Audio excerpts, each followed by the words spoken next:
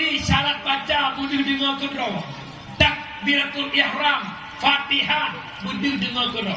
Baca tahiyat, selawat lam tahiyat, salam pertama limang bohnya budu dengar kedua. Ubena dengar kedua. Kadar normal kan kadar urung kelau.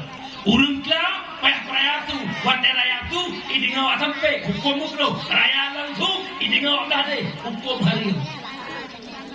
Allah.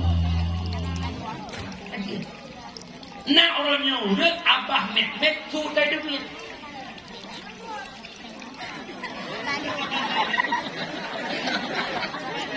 Secara mazhab Syafi'i hak.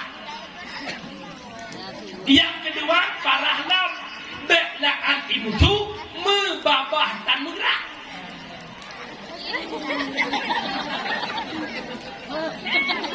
Katanya papan mengan tungkul sembahyang lon ke makam tinggi. Mirone makam urawang, lon ke makam para sufi.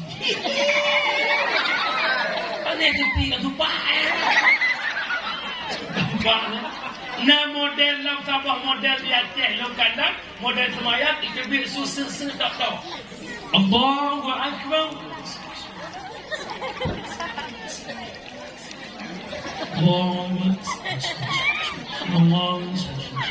Yang naik ke birsuknya baksin dengan baksat. Igaknya dari iftitah sampai dalam susu.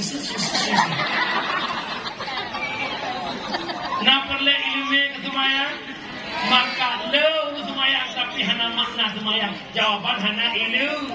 Padahal dengan solatlah tanya akan berakhlak. Inna solata tanha anil fahsya'i wal munkar. Solat mencegah perbuatan keji dan munkar.